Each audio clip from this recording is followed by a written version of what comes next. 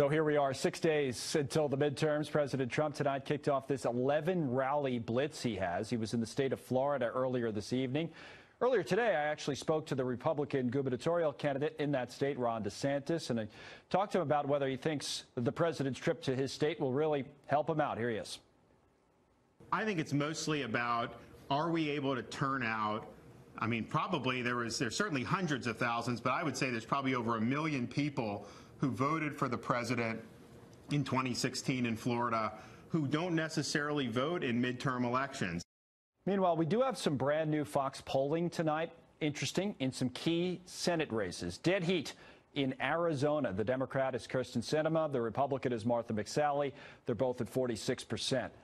Missouri, same thing. Incumbent Claire McCaskill. This will be really interesting to watch next Tuesday night. Republican challenger Josh Hawley. They're both at 43%.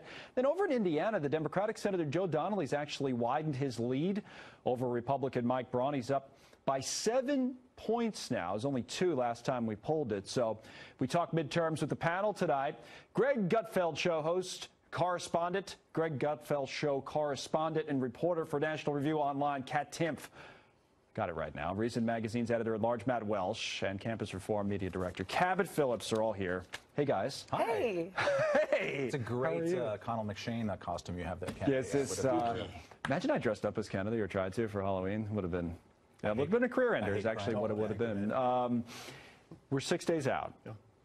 Those polls are close. I thought Indiana was kind of interesting that the Democrat Donnelly looks like he might win that, but overall, the map still looks good for Republicans in the Senate. What do you think? In that poll in Indiana, I believe the Libertarian candidate had 5 points. I wonder how many of those people on Election Day will end up going to the Republican candidate. It remains to be seen. At this point, I'm just interested to see what's going to happen the next 6 days. We've seen how when Kavanaugh happened, Republicans got a bump. It seemed to increase their excitement about the election. Maybe the last few days, some of the Trump immigration talk has motivated the Democrat base more. At this point, though, I think so? That's interesting because I think that's played a role. The president's all over immigration. I mean, whatever you want to say about the merits, and we talked about them with Mark Lauder and Mike Baker earlier. It is political in that the president says it's political. I want to make this the election of the caravan. Cabot says maybe it's helping Democrats a little bit on some of these issues. What do you think? Sure, because there was a Kavanaugh sugar high there for a good month, and it's only in the last week or two that you've finally seen this momentum that's been inching towards the Republicans stop. Indiana is an important case, and it partly because of the Libertarian. You know what's happened there? Lucy Brenton, who's been polling 6% the whole time, this entire race, the last 2 or 3 days, Democrats have been sending mailers to Republicans, saying that she's the only real conservative in the race. Most of the time at this point in the race, the third-party candidate goes down. She has not been. She's been staying at 6% here, and meanwhile, Joe Donnelly's been widening the lead. I don't think that Trump making immigration the hot-button issue is going to work in every state. It'll work where that politics is particularly important. Maybe it works in Arizona, but also it is definitely, I think, motivating Democrats to get to the polls right now. It is interesting because everybody keeps telling us, Kat, that and I don't know, the Democrat, and sometimes we overdo it with the demographics of all of this, but everybody keeps telling us that supposedly suburban women are going to decide many of these close House races, and that, to Matt's point, maybe is where this immigration argument doesn't work as well. I don't know. What do you think? I'm personally not scared of the caravan. I think that Trump's done an excellent job of making people scared of this caravan, and I think some people genuinely are afraid of it.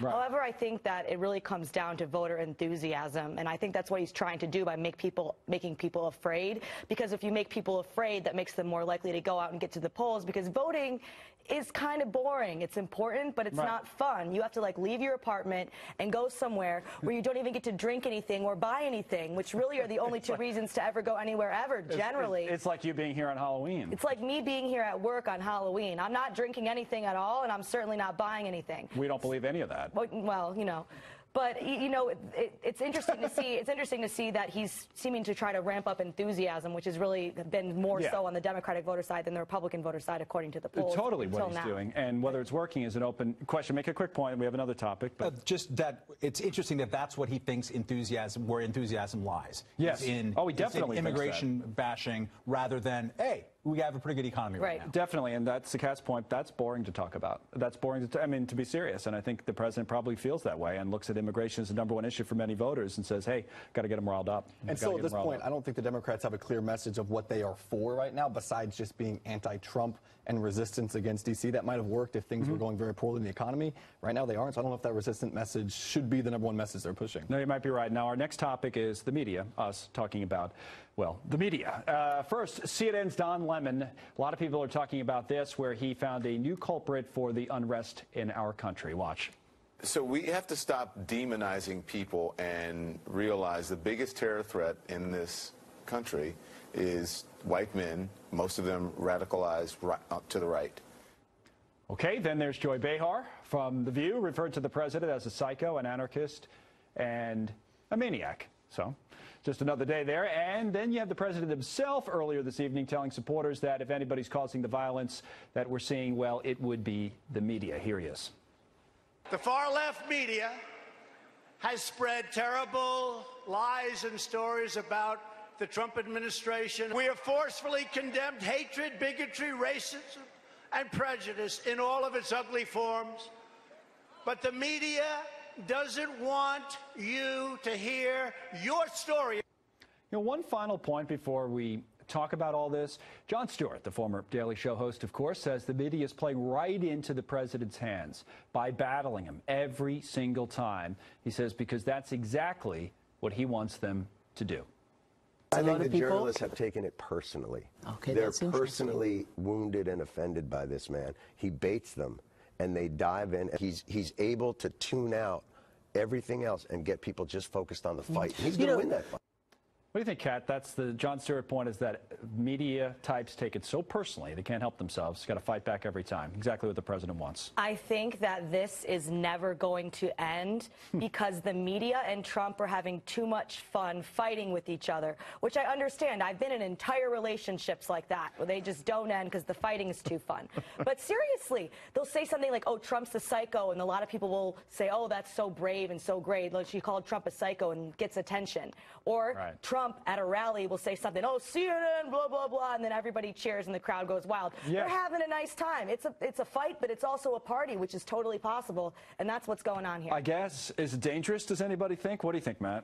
I think it's a bad idea when the president of the United States, in a tweet that's about a shooting at a synagogue, declares that the fake news is the enemy of the people. I don't think that's the appropriate time and venue. I don't know, dangerous might be a strong word. It's just sort of inappropriate for that to do. Media, I think, acts inappropriate on a daily basis. That was one sentence that we just played from Don Lemon, a sentence that began with, you know, it's important that we stop demonizing people, and this is why white people should be jailed.